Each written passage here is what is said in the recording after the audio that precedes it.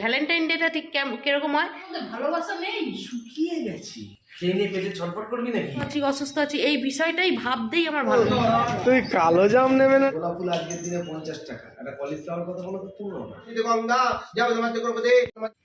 আরও একটা নতুন ব্লগের সাথে, আরও একটা নতুন দিনের সাথে। আর নতুন দিনটা কিন্তু আজকে খুবই স্পেশাল, কারণ আজকে ভালোবাসার দিন। ভালোবাসার দিন দুটোই, একটা হচ্ছে আমাদের বিদেশি কালচারের ভালোবাসার দিন, একটা হচ্ছে আমাদের দেশি কালচারের ভালোবাসার দিন। যেমন হচ্ছে আজকে সরস্বতী পুজো প্লাস ভ্যালেন্টাইন ডে। আমাদের গৃহিণীদের সরস্বতী পুজো ভ্যালেন্টাইন ডেটা ঠিক কীরকম হয় সেটা একটু পরে দেখাচ্ছি। সকালবেলা স্নান টান করে নিয়েছি, এক ফোঁটা একটুখানি হলুদের ছোঁয়া কপালে দিয়ে মাথাটা ঘষে ফ্রেশ হয়ে নিয়েছি, কারণ এখনও অবধি সরস্বতী পুজোর মানে যে জোরটা লাগে, মানে পঞ্চমী এখনও অবধি পড়েনি। ঠাকুরমশাই থেকে যতটুকু শুনলাম হয়তো 10টা কি 10:30টার পর। ছেলেরা বাবা দেখা, ছেলে আমার স্নান টান করে সকাল সকাল হলুদ পাঞ্জাবি পরে ঘরেই ঘুরছে। ঠিক আছে, খুব তাড়া আছে ওর যাওয়ার, কিন্তু এখনও ছাড়িনি। আমি একটু টাকাটা হাতে নিয়ে রয়েছে, মিষ্টি টিষ্টি আনবো, ফুল টুল আনবো, তবে না যাবি। বাড়িতে এবছর পুজো হচ্ছে না। আজ এবছর কেন, আজ 2-3 বছর ধরে বাড়িতে পুজো হচ্ছে না। কি করব আমি একা, কত জোগাড় করবো? ওদেরকে বলি তোরাও একটু জোগাড় কর, ওদের সময় নেই। ওরা যে এই যে স্নান টান করে যে সাজুগুজু করে বসে, ওদের সময় নেই জোগাড় করার।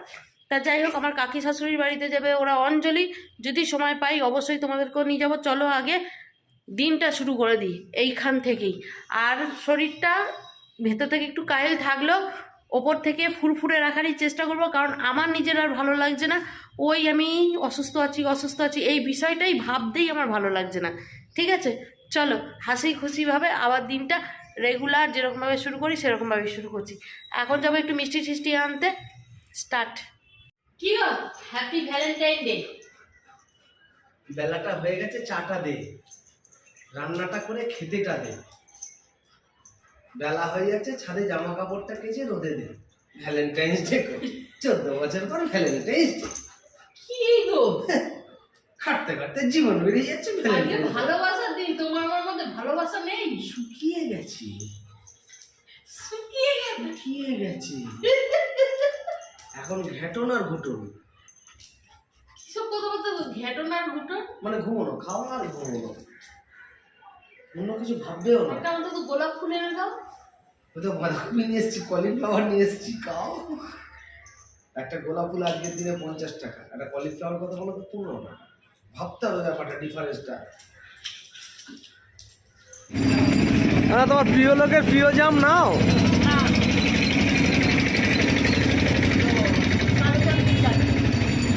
নি দেখলে, আমি তাই বলি মিষ্টির দোকানে এসছো, তুমি কালো জাম নেবে না? এটা হতে পারে? এটা মানা যায়?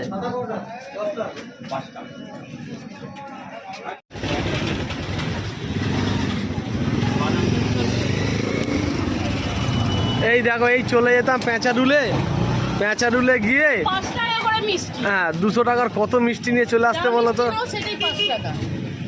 কি মিষ্টি দিলাম বলো তো? চলো পেঁচাডুল চলে যাই। আমার ছেলের বাংলা বইটা ঠাকুরের পায়ের কাছে ভালো করে ঠুকে দাও, বুঝলে তো? বেচারারা বাংলা বই দিয়েছে,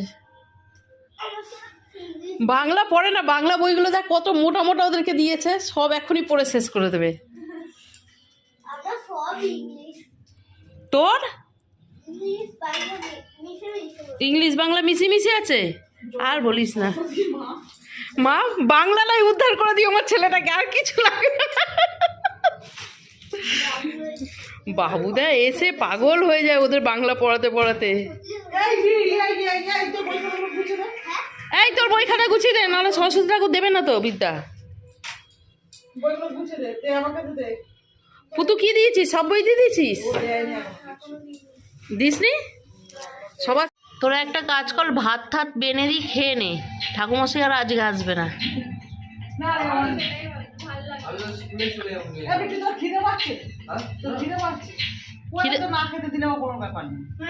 ও তো না খেয়ে খেয়ে ডাইটিং করে রয়ে গেছে।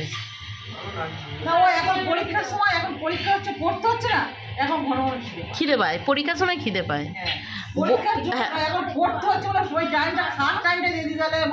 যতক্ষণ কেটে যায়। আর বই খাতা জমেছে এই এতগুলো, এইটা মাত্র 4টে বাচ্চার বই খাতা। যে যেটা পারে না সে সেইটা দিয়ে দিয়েছে, সবই ঠাকুরের ভরসায়।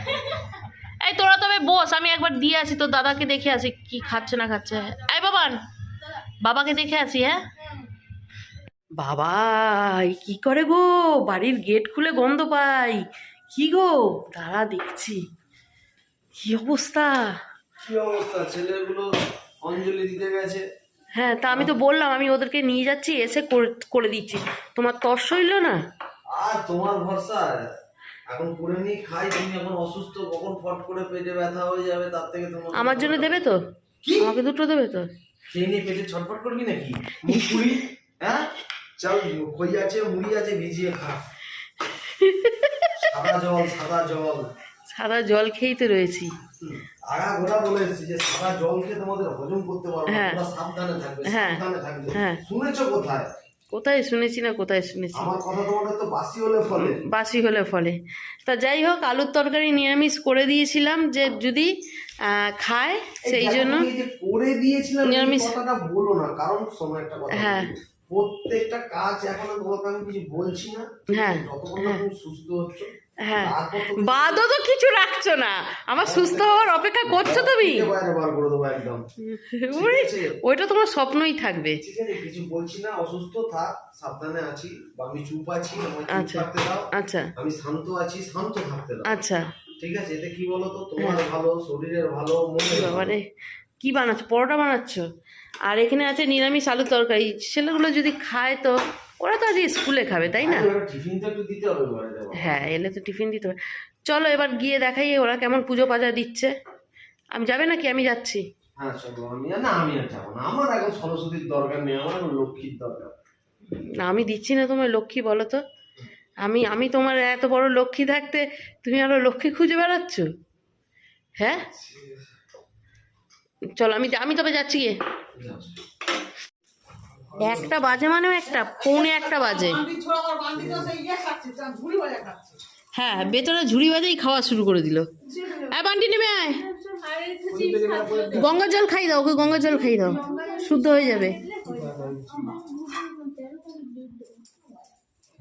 এই পরে আলোচনা করবি, আগে পুজো দিয়ে নি।